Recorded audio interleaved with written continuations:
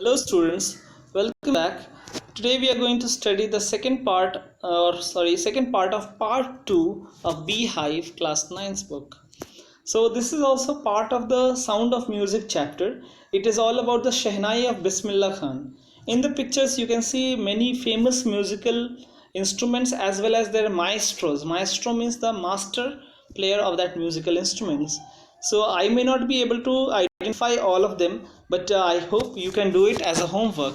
You can find out from the internet who are these different musical instruments, who are these musicians and their musical instruments they are master at. So whenever we hear the word Shehnai, we remember wedding ceremonies where Shehnai is being played. So any Indian wedding is incomplete without a Shehnai. You must have seen Shehnai being played in most of the Indian weddings. And if not Shehnai is being played, you can see a video of any person who is playing Shehnai. So if a person cannot afford to have Shehnai players, so they just play on the music of Shehnai. Emperor Aurangzeb banned the playing of a musical instrument called pungi. So in the time of Aurangzeb, he had banned the playing of musical instrument called pungi in the royal residence, for it had a shrill unpleasant noise. Because the pungi instrument, that was a very odd type of instrument, as the name is also quite odd. So what happened that it used to give very harsh and shrill type of noise, which was very unpleasant to hear. Pungi became the generic name for reeded noise makers. Reeded means wind instruments where a person blows wind to make noise. Few had thought it would be one day revived. A barber of a family of professional musicians who had access to the royal palace decided to improve the tonal quality of the pungi. He chose a pipe with a natural hollow stem that was longer and broader than pungi made 7 holes on the body of the pipe. So one of the barber whose family was a professional musician, and they had access to the royal place. So he took a hollow stem, maybe of bamboo. He took a hollow stem which was having a hollow space inside, and he made 7 holes. And while blowing air into it, he used to close and open some of the holes, and soft and melodious sounds were produced. He played the musical instrument in front of the royalty, and everyone was impressed. The instrument was so different from the pungi that had to be given a new name. So you can see in the picture, the pungi was like a snake charmer's flute, and the Shehnai is different. So the instrument was so different from pungi that a new name should be given. As the story goes, since it was first played in the Shah's chamber, Shah means king's chamber, and was played by a Nai, Nai means barber, so the instrument is known as Shehnai. The sound of Shehnai began to be considered auspicious, and for this reason it is still played in temples, and it is an indispensable component of any North Indian wedding. In the past, the Shehnai was part of Naubat, or traditional ensemble of 9 instruments found at royal courts. So in the Mughal times, the Shehnai was quite famous, and it was part of the musical instruments found in the royal courts, and it was called the Naubat, the 9 traditional instruments. Till recently, it was used only in temples and weddings. The credit for bringing this instrument onto the classical stage goes to Ustad Bismillah Khan. So this man had brought the instrument Shehnai onto the classical stage. As a 5-year-old, Bismillah Khan played a gilli danda near a pond in the ancient state of Dumrao in Bihar. So he is a man from Bihar, and we all are. We would regularly go to the nearby Biharji temple to sing the Bhojpuri Chaita. Bhojpuri Chaita is a folk song found in Bhojpuri in Bihar, at the end of which he would earn a big laddu weighing 1.25 kg. So our Bismillah Khan, he used to go to a place near a temple. He used to go to Biharji temple to sing the Bhojpuri Chaita song, and when he would have finished the song, people would give him a 1.25 kg laddu, which was a prize given by the local Maharaja.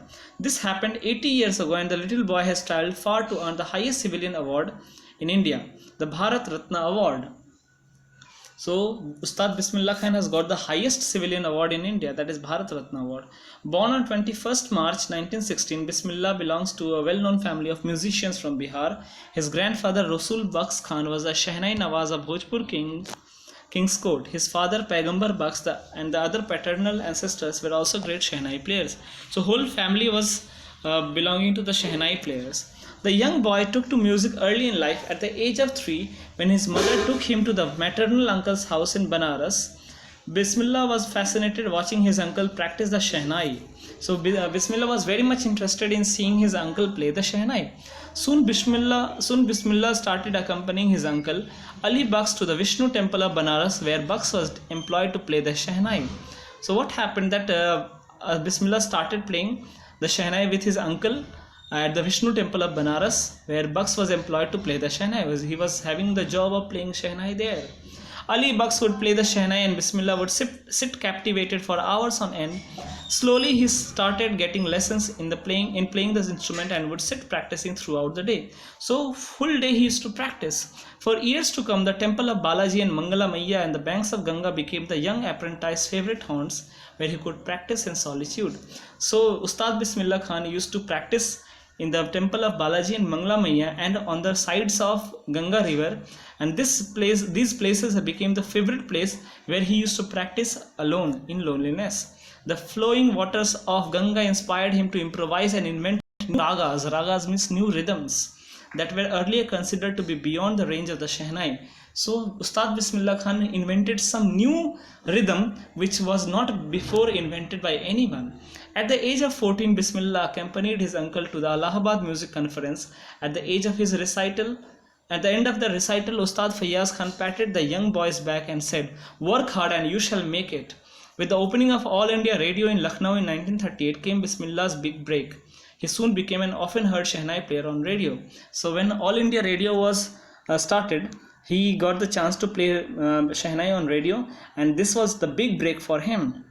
When India gained independence on 15th August 1947, Bismillah Khan became the first Indian to greet the nation with his Shehnai. So he was among the first person to play a musical instrument in front of the whole India.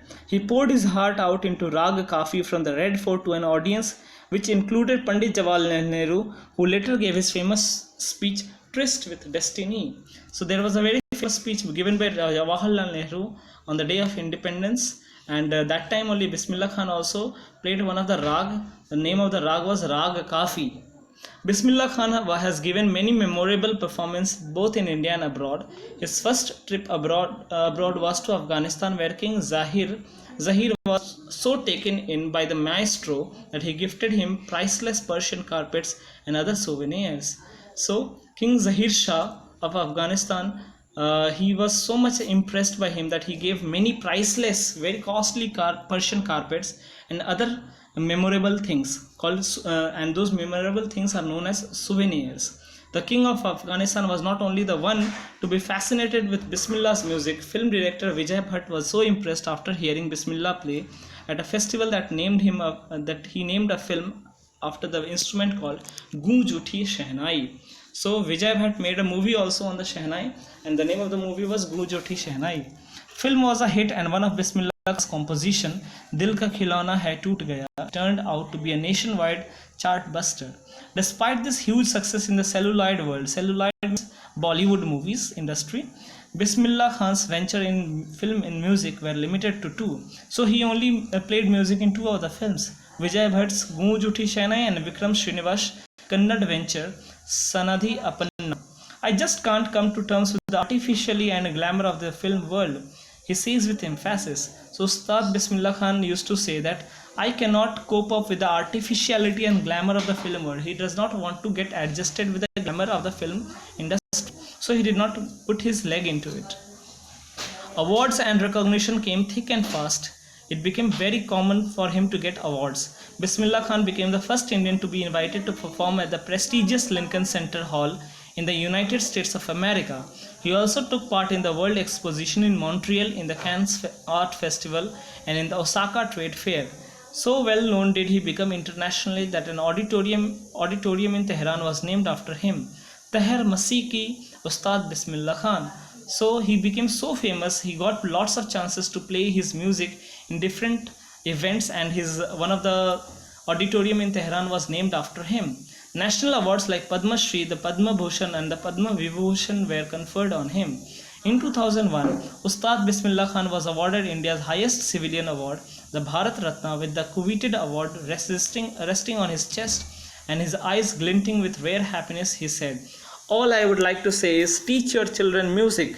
This is Hindustan's richest tradition. Even the West is now coming to learn our music." In spite of having travelled all over the world, Khan Sahib, as he is fondly called, is exceedingly fond of Banaras and Dumrao, and they remain for him the most wonderful towns of the world.